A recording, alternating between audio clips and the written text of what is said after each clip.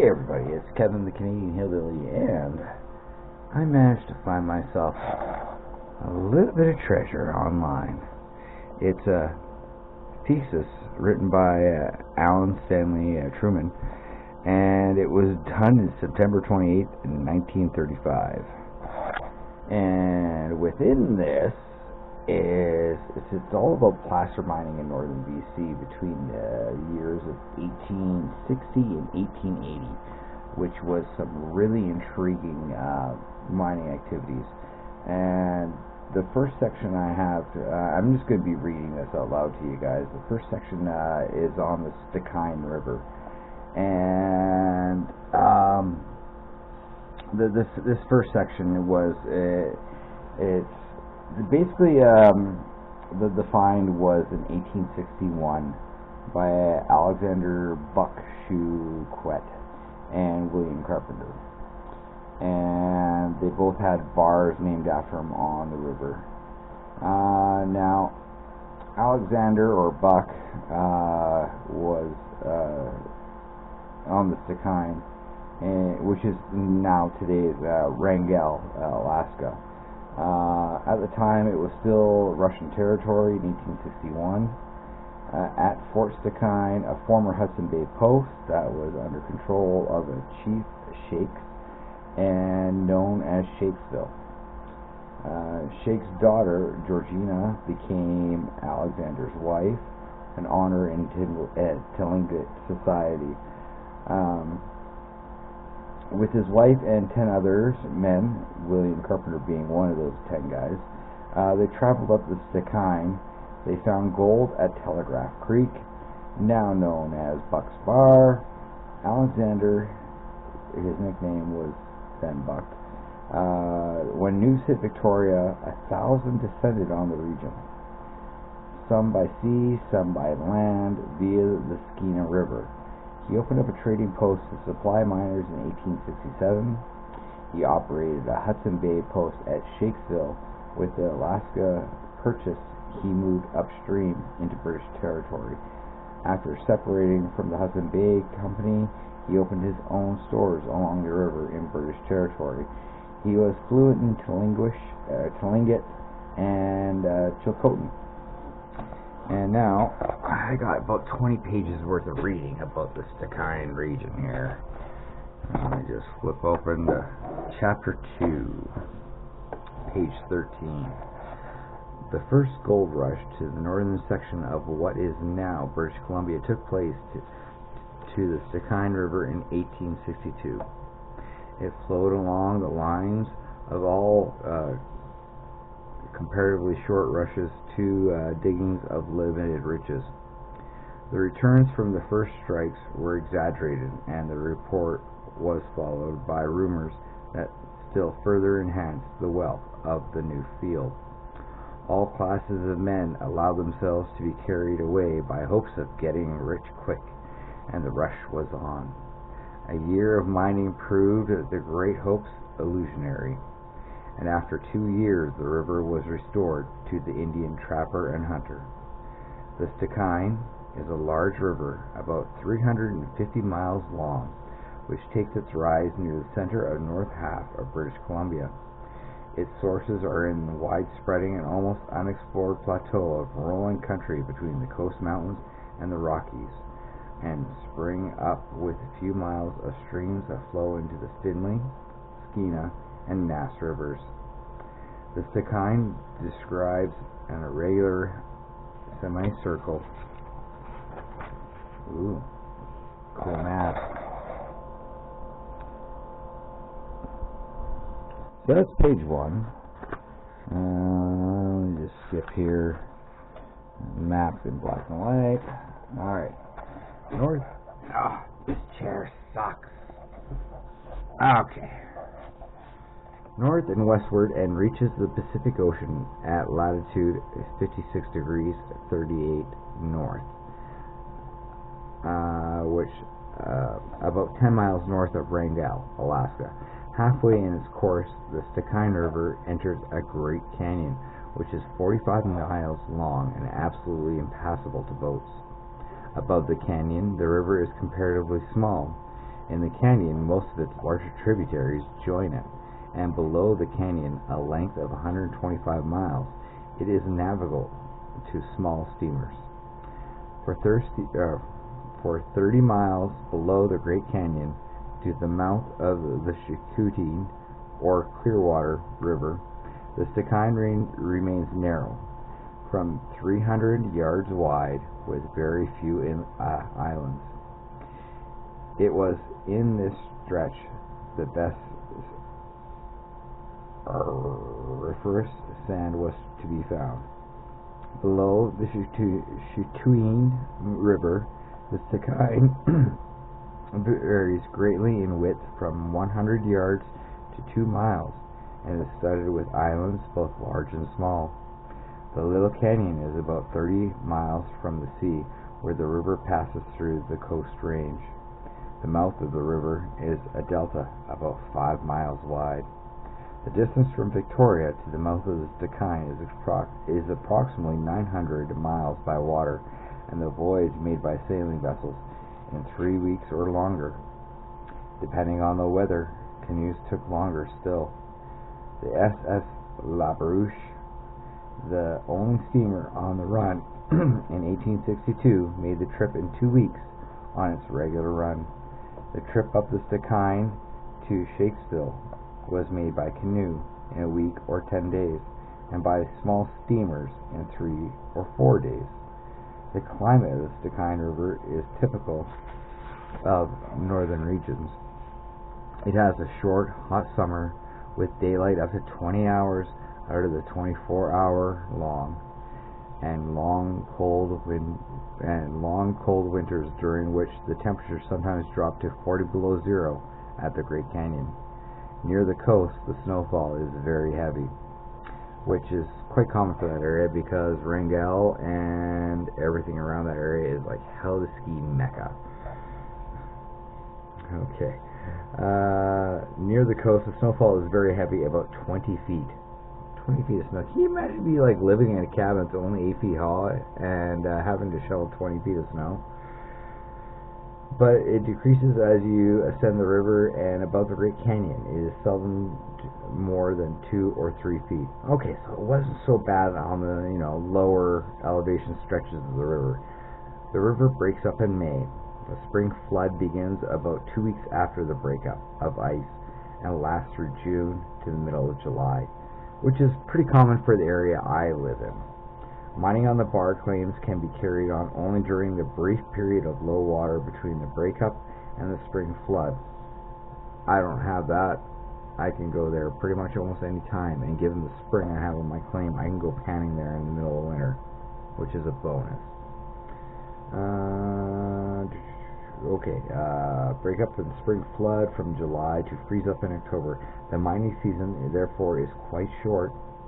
Alexander Chouquet, nicknamed Buck, a French-Canadian, was the discoverer of gold in the Skeena River district. Rumors of Chouquet's find were first printed in the Victoria Daily Colonialist. I don't know. The wording on this stuff is pretty old, considering how it's almost 100 years old. On September 12, 1861, together with a statement that gold had been found there in 1858, rumors were contracted soon after by a free trader, who claimed it was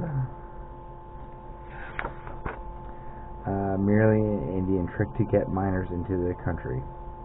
The following November, however, the captain of the Hudson Bay Company steamer SS La Barouche reported on arrival at Victoria that Chouquet had bought supplies at Fort Simpson and had returned to the Thecanadian River to mine bar claims during the low water period of the autumn months.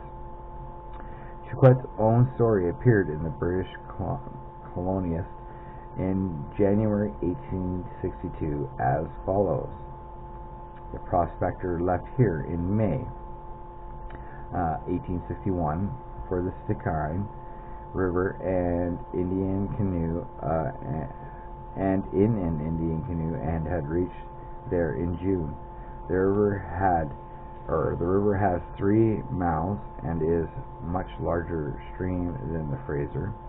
For 40 miles from the coast along the river banks, snow-clad precipitous mountains rear their heads, and the country presents a very uninviting aspect.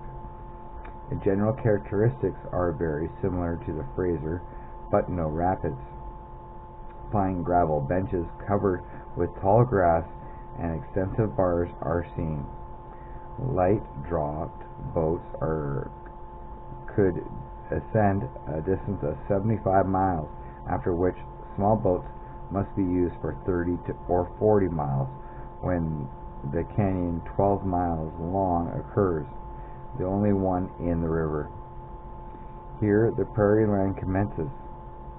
Our informant made a rocker with a knife and started to work on a bar 100 miles from the river's mouth, but finding the results not so favorable as he had hoped, removed to a bar some miles higher up, where he had made on the first day $5.50, second day $10, third day $11, fourth day $12, and on the last day $13. A great deal of gold, being fine, was lost owing to the poor rocker used. At the close of the fourth day, Mr. Chiquette's wife, a Skeena woman, was taken violently ill, and he accordingly placed her in a canoe and came down. He had mined in California and was a '58 pioneer on the Fraser, and declares he never saw a more favorable looking country for minerals than that bordering on the Thecanadian.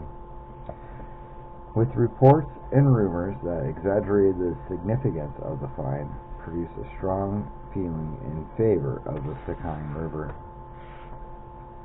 In spite of the counter attractions of the Peace River and Caribou, editorials appeared in the newspaper extolling the richness of the new district and discussing the rights and transportation across the panhandle of Alaska, the Russian territory then. Chiquette embarked with 8 other French Canadians on the schooner Kingfisher, which left Victoria on January 27, 1862, bound for the Thecanadian. Although the records give us few particulars about other parties, by the end of February, a small fleet of vessels was plying between Victoria and the mouth of the Thecanadian. From February to July, sailing vessels, canoes carrying from 6 to 30 passengers left Victoria in intervals of 4 or 5 days. Advertisements of the passenger vessels filled the columns of the newspapers. The advertising shown on page 18, which appears in the British Colonist on February 28, 1862, is a fair sample. Chiquette's party arrived at the mouth of the Thecanadian River early April 1862, with the river ice-bound. Consequently, after buying Indian canoes for $50 each, they paddled southward for 5 miles along the coast to Highfield Point, where a number of other miners had already assembled. After waiting there for a few days, they prospected on a small river about 20 miles south. The records do not give it a name, but they found nothing and returned to Highfield Point in ill humor. Here's, I guess, a copy of what was in the newspaper.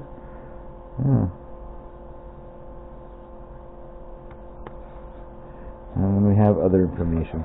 One thing that's really cool about this thesis is there's a bibliography information involved with it. I did a little bit of digging in and researched a few of the names mentioned in it, and what pertinent information I decided to add it. Weather was cold, and of the following waiting party wrote back to Victoria on April 4th as follows: "We cannot dip a dipper," which would have been a pan, "of water, but it turns ice almost immediately, and when we wash our face our whiskers are full of ice before we can dry them. So, April 4th, up on the Skeena, apparently it was still pretty damn cold. Newcomers added to the numbers and into the camp, and by the beginning of May, about 200 men were in the locality. Idle miners assembled daily at Captain Whitford's tent, a store, and passed the time in talk. Some suggested with veiled throats of dire results in the event of failure that it was time that Buck produced his gold mine. Buck became extremely indignant and at the reflections of his honesty, perhaps also a trifle frightened, and offered to submit willingly to a hanging if he did not show them $10 a day to diggings. So, the morale was pretty low. People were beginning to call Buck BS, and he didn't like that. So he wanted to prove these words wrong, and the river cleared of ice on May 9th. So from April 4th to May 9th, they sat idle, waiting to finally get at this river.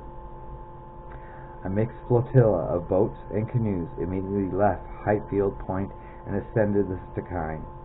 Miners scattered along the river in groups ranging from 2 to 20, according to the size of the sandbars selected for mining, and began to wash the gravels with rockers or pans. The most important bars were Chouquette's, which he had mined the year before. 5 in number: Buck's Bar, Carpenter's Bar, Rich Bar, Fiddler's Bar, and Shake's Bar. Buck's Bar was 5 miles, and we got another picture of a map here. This thesis was incredibly well written.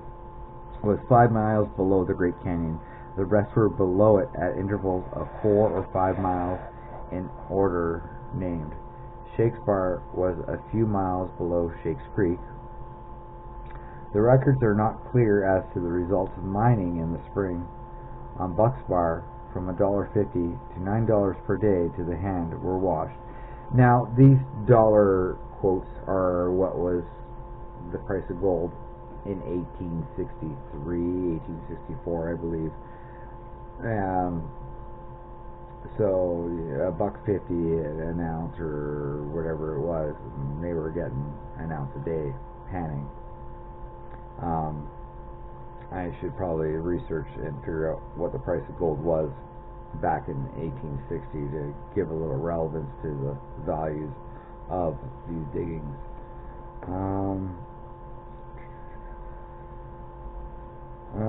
On a number of other bars, not specified by names, from $10 to $12 per day was reported. William Carpenter and his partner, working on Carpenter's Bar, 8 miles below the Big Canyon, took out 9 ounces of $14 in one day. Can you imagine gold panning 9 ounces in one day? Ouch. Yeah, ladies and gentlemen, Thecanadian River.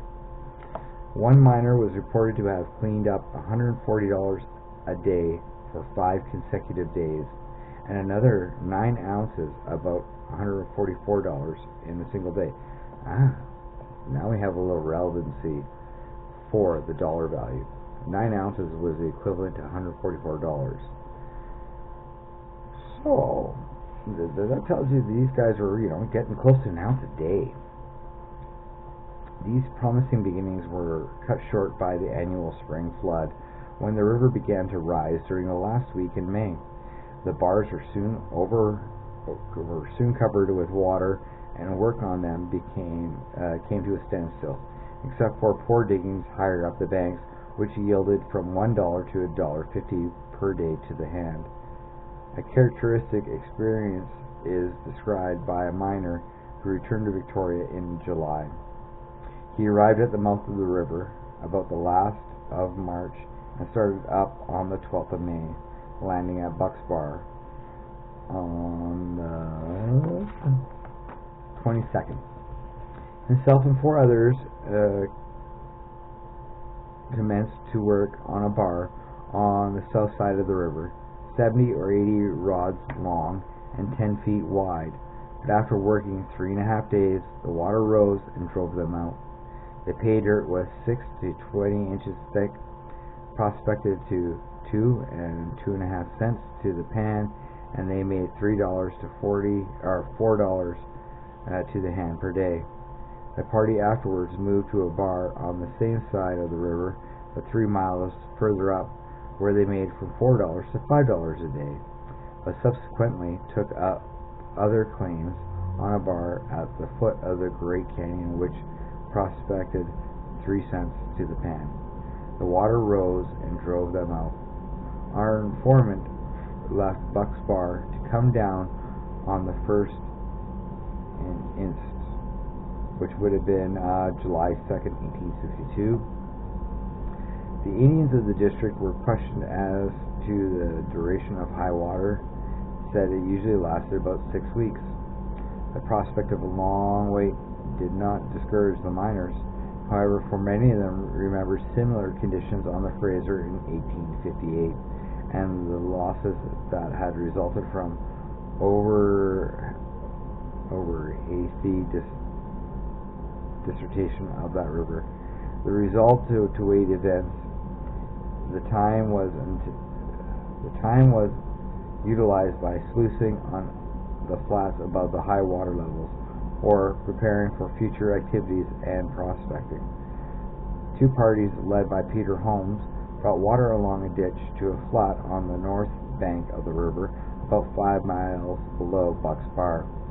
An overlying layer of soil about 5 feet thick had to be removed in order to reach pay dirt, but the parties took out from $6 to $8 per day to the hand.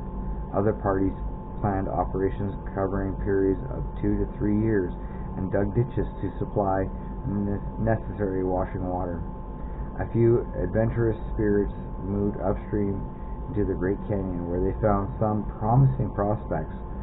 One party packed provisions past the Great Canyon over an Indian trail, and at 40 miles above Buck's Bar, they struck diggings that yielded from $4 to $6 a day to the hand.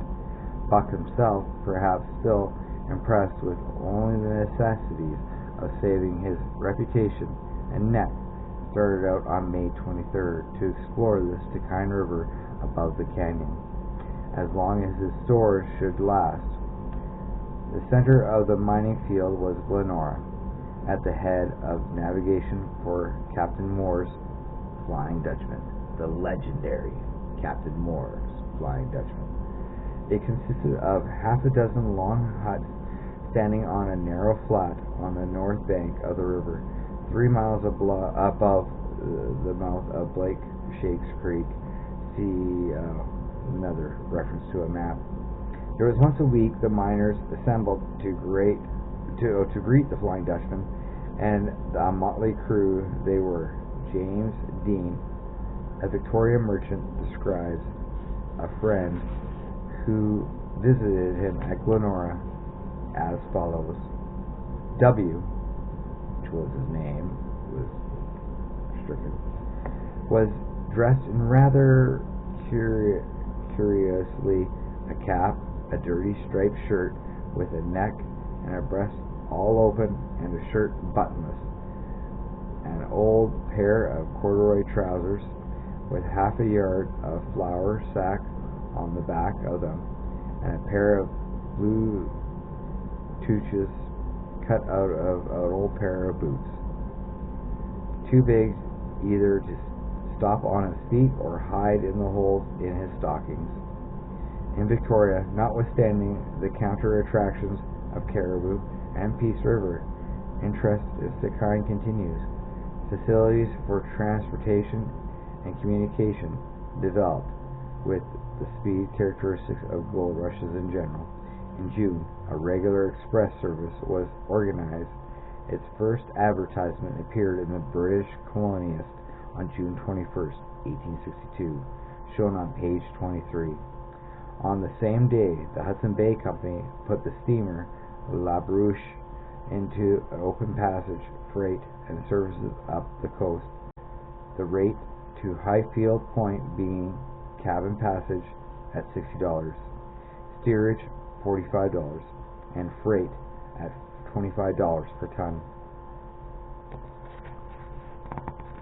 Captain William Moore's steamer, the Flying Dutchman, which for some reason was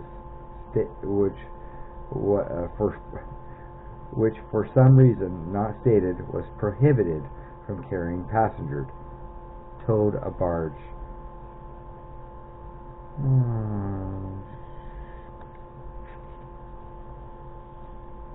The Flying Dutchman was a small stern-wheeler built by William Moore for the Fraser River trade in 1860. She was 93 feet long, 17 feet in beam, which means across, with 12 by 36 inch edges, and was speedy for that period. The Flying Dutchman was withdrawn from the Fraser in 1862, and Captain William Moore found new field for steamboating on the Skeena River, where gold had been discovered. Moore cleared $14,000 with his steamer in the first 72 days of the excitement. Wow. So, like most things in that era, mining the money in it was by the people selling the goods and people running the transportation. They filled the boats with miners and sent them to the mouth of the Skeena. Moore then placed her on the river run, charging $3 for passengers, $10 for a ton of freight, $4 each for canoes. At first he went only halfway to Glen Norah. He had to haul her through the little canyon with a windlass, which was basically a fancy winch, and terrifying. I could only fathom what it would have been like to be at the mercy of that, going up these rivers and canyons, the Yukon, the Fraser, the Chaco, so many of these great Canadian rivers in BC that were navigated by these stern wheelers. It's an absolute fascinating story. Just the stern wheelers in BC of that era is just something that deserves almost its own book, because the history that is there is absolutely fascinating. There's a place on the Fraser River just north of Prince George, just actually north of Giscombe Portage. Just north of Giscombe Portage is the wreckage of the Charlotte, which plowed those river waters for a long time, and with the rail coming in, they built a bridge, and the Charlotte couldn't navigate under the bridge, so it was doomed to just the northern sections of the Fraser River, and it plowed that route for a few more years until the train got to Thecanadianhillbilly. So it used to go from Prince George, or Fort George at the time, and all the way up to Thecanadianhillbilly, which is just near Jasper, if that gives you any relevance. And it plowed those waters until the train eventually caught there, and then the train was then the route to haul the freight. It was much cheaper, much more economical, and the Charlotte became, obsolete. And so it was then parked on a beach at High River, and the wreckage is still out there to this day, and it can be seen on Google Maps. Okay, on July 8th, B. Hoffman, a Victoria trader and at Highfield Point on his way to the diggings, wrote to his brother as follows: "The Dutchman has made several trips and charged $3 per passage and $10 per ton of freight. She goes up 80 miles, but in reality not more than 50. About this time, news reached Highfield Point that the level of the river had fallen enough to permit mining to be resumed on the bars. 150 miners who had been waiting at the Highfield Point at once proceeded up the river. The Flying Dutchman was the Flying Dutchman was crowded to capacity. Hoffman wrote another letter dated July 10th, 2 days after the one quoted above. I have to remain on the SCHR, which I imagine would be the Dutchman. Until this day, I paid the captain $15 for 1 day demurrage, and it was well that I did it so, for those on shore lived in continual terror of being attacked by the savages and their goods taken away.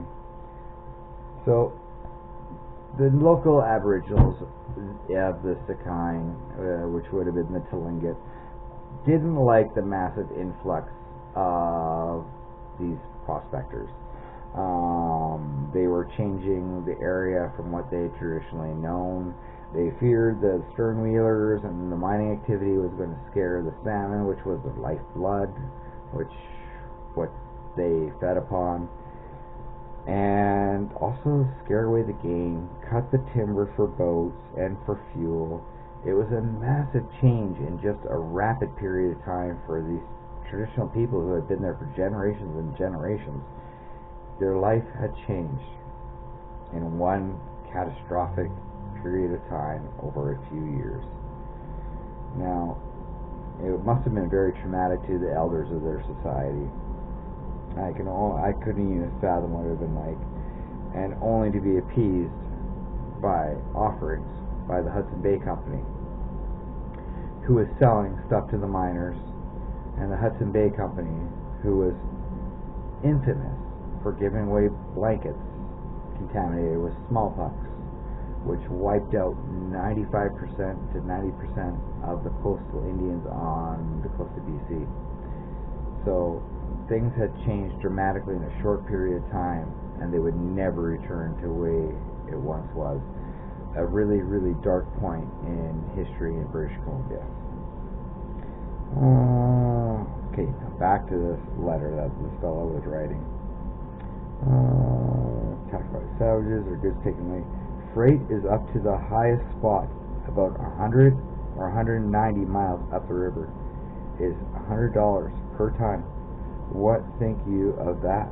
But Captain Moore thinks he is doing us a favor. The passage is $20 per man without grub, so no food, $20 or anything else. So you had to pack your own food. If you didn't, you were hungry. And on every pound their personal effects is 5 cents is charged.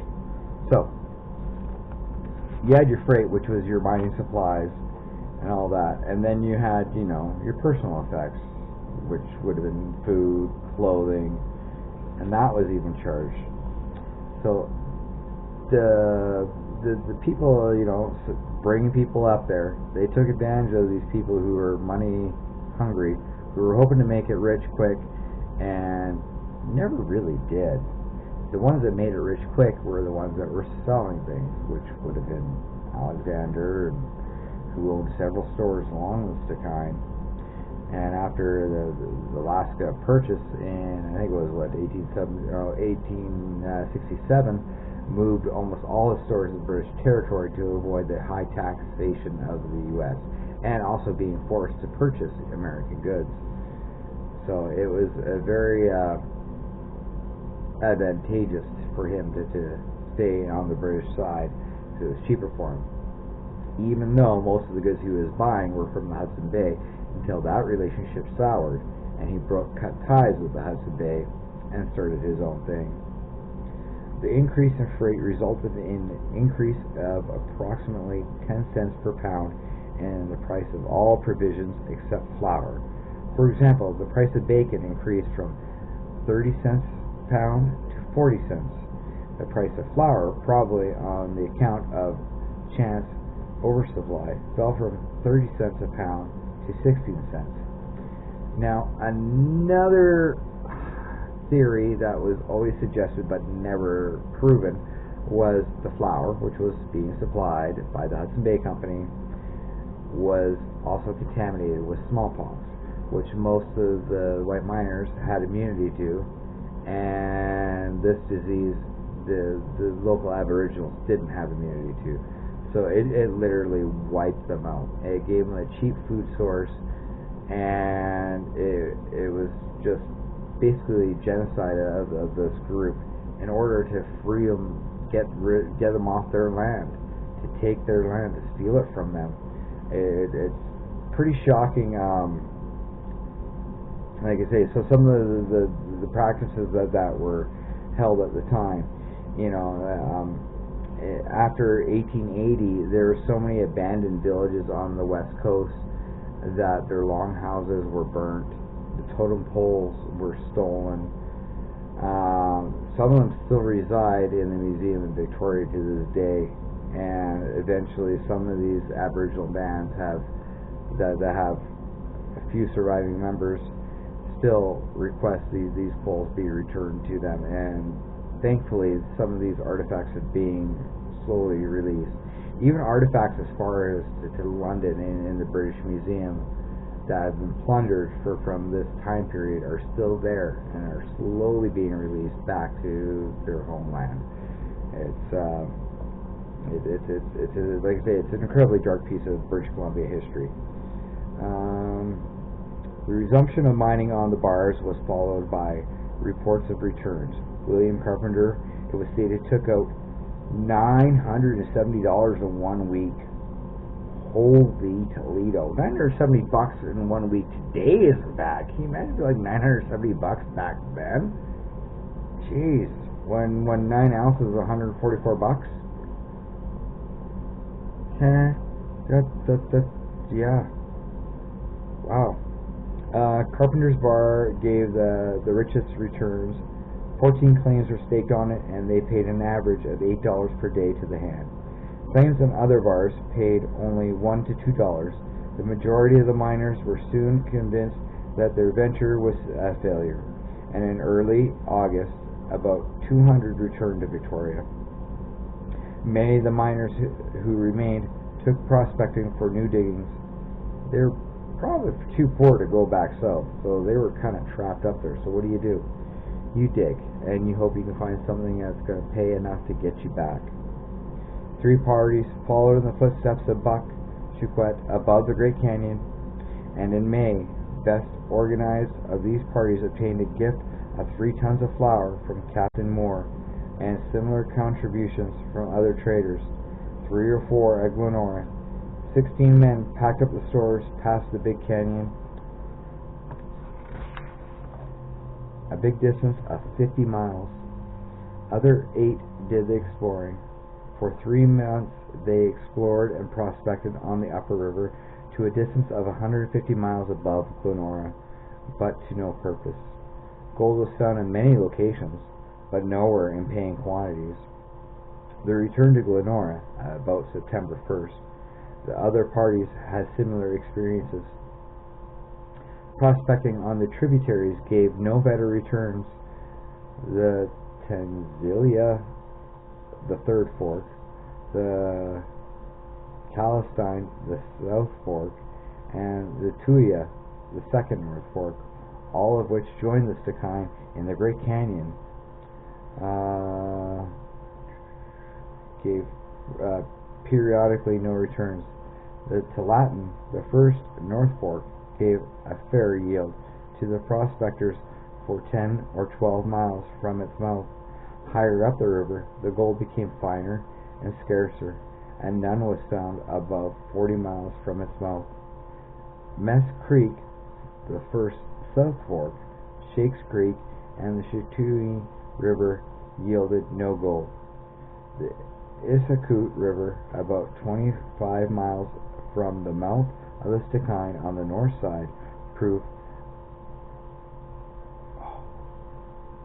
Are you furious? Which, I don't know. Like I say, some of the wording of this is like 100 years old, so it's hard to cut through some of this stuff, I tell you what. But since the records gave few details about its exploration, the return for washing may have been small. Mining on the tributaries did not prove even remunerative as on the main river. So the tributary sucked, apparently. Prospecting ceased when winter weather set in during October, and general exodus to Victoria took place, except for 80 men who had fair claims, who had decided to winter in the district in order to be on the ground during the low water before the spring flood. Their hopes are expressed in a letter from D.S. Lusk to his friend James Duncan of Victoria. And this is the letter as follows.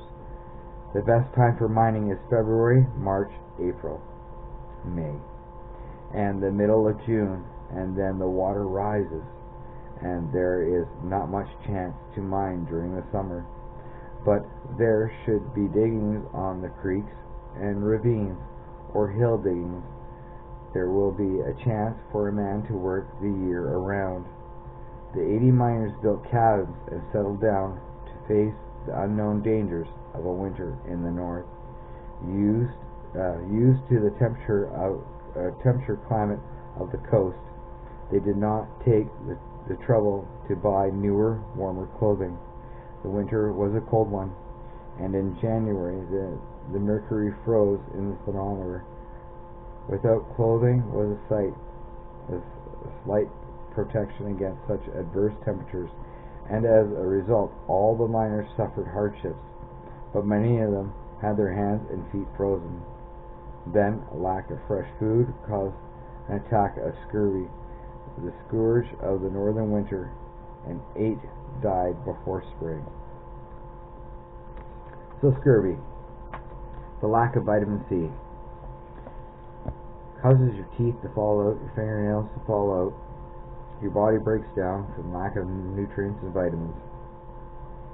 Now, oddly enough, one of the cures for scurvy is making a tea out of spruce needles, and that green water, which has the minerals in it, gives you enough to work.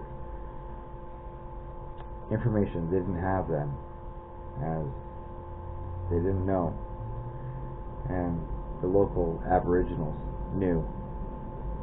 It's pretty interesting the way how things worked back then. Either you were liked or you were not liked. The only exploring party of note during the winter ascended the Thecanadian River under Chiquette's leadership. Now Chiquette, who married a Tlingit wife, probably knew about that tea, and that group flourished, comparatively to the others. They crossed to the headwaters of the Taku, but had no luck. Mining began again in April of 1863. 50 miners from Victoria joined the winterers. About 60 got claims on the main river, which paid from $3 to $6 a day. The rest stacked new claims in the Great Canyon, or prospected the upper Skeena above it. At the end of July, there were only 3 men left at Glenora, and they were traders. Buck Chiquette led the party that explored the farthest up the Thecanine. His party set out in May. Chilcote Indians packed supplies past the Great Canyon. The explorers then made dugout canoes and paddled upstream, exploring tributaries on the way. They had very poor luck indeed, for the reports that only in the location did not return of gold reached $6 per day to one in the hand. In July, 3 of the party returned to Glenora so as to eke out the stores for the others. The main party reached a point where the river branched into 3 forks, which is not named nor definitely located on records, but was probably at the mouth of the east fork of the Thecanine named Chiquette River. Alright, and that's page 29. I'm going to hit the brakes on page 30, and I'll continue this in a bit. Well, the book continues. Take my notes out where I save my page, and time to continue on the read. Alright. They explored 2 branches without success and returned to Glenora in October. They were a ragged band on their return, without blankets, clothing, food, or money. On Chiquette's return, the failure of mining on the Stikine throughout its length was apparent. 50 men returned to Victoria in that month, and 60 more followed in November. Only Chiquette and a dozen others remained for the winter. The total number of men that visited the Stikine district during 1862 was almost 650. In 1863, about 130. The greatest number of miners and traders in the district at one time was at the beginning of August 1862, when there were about 480 men. During August of 1862, about 200 men returned to Vancouver Island. 200 more left in October. The movements for 1863 have been given above. There is a graph. The gold production in the Stikine district during the year of 1862 amounted to about $55,000. The average earned per day to the hen can be estimated at $2. When the necessary expenses are considered, this was a poor return, which could be insufficient to attract men except in times of great desperation. The basis of these figures is also given in Appendix A, number 2. Like I said, this is a thesis, so there's lots of graphs, lots of bibliography information, stuff where he got his information. I was going to show you one of these graphs. We got the Stikine, which would be the darker river, and then the Peace. Now, the Peace region is whereabouts I am from and whereabouts I mine. As I continue, the Stikine district at the beginning of the year of 1862, when the attractiveness of the miners above described were in progress, was unorganized territory. In the autumn of the year, however, the regions comprising the present northern British Columbia was organized by the British government into a colony under the name of Stikine. The governor of British Columbia was appointed administrator, and the jurisdiction of the British Columbia Supreme Court was extended to include the new colony. It is a remarkable fact that for over 7 months, 1,000 miles from any constituted authority, between 300 and 500 men staked out claims, bought and sold them, formed and dissolved partnerships, drank and quarreled without a single case of violence between white men being reported. The retaliations between the white men and the Indians were not so tranquil, but considering the absence of any consolidatory influence such as the Hudson's Bay Company's officials, the record of the Stikine miners is credible. Some miners, as early as April 9th, had begun selling liquor to the Indians, and thereafter drunken Indians occasionally caused trouble to the miners at Highfield Point. Now, at the beginning of the next month, a miners' meeting was held which threatened to string up any white men found selling liquor to an Indian. The friendly feeling lasted until a great forest fire destroyed the timber along both sides of the Great Canyon in June. The Indians claimed that the miners were responsible for the fire and demanded compensation for the loss of timber and the destruction of wildlife, on which some degree their livelihood depended. They threatened to attack miners unless Governor Douglas promised consideration for their claims. Shots were fired on miners descending the river in canoes. Soon after, Sheiks, the Nyazi chief who dominated the lower Stikine River, died at Glenora after receiving medical treatment from the ship's captain. Some of the Indians charged that he had been poisoned, but the majority seemed to have remained friendly, for when 2 drunken Indians stole a canoe shortly thereafterward and were killed by the owners, the entire blame was placed upon liquor. Indian leaders and whites united to confiscate and destroy all the liquor in the hands of traders at Glenora, and the ill feeling subsided. An attempt at robbery near the mouth of the river was the only other clash reported. 4 bucks and a Kutish man rushed a camp of 3 white miners, and in the attack, 2 of the Indians were killed. 100 more Indians at once made their way to Highfield Point, bent on revenge. The 3 white men escaped to the schooner Alpha, and the affair blew over. No troubles are reported for 1863, probably because the Indians were decimated by smallpox during the winter of 1862. Remember those blankets they got from the Hudson Bay Company, right? Yeah. For the decade following 1863, mining population out of the Thecanadian varied from half a dozen to a dozen. These men eked out a livelihood by washing at scattered locations for a yield of $3 or $4 a day during the low water periods. At other times, they loafed at Fort Simpson, their source of supply, trapped and explored and traded with the Indians. Thecanadian returned to the quiet of the Indian fur trade until the discovery of the Cassiar in 1872. It made the highway to Dease Lake. And that concludes that chapter of the Thecanadian. Chapter 3, which will be the Peace River and Omanika. I hope you guys watch that one. Thanks for watching.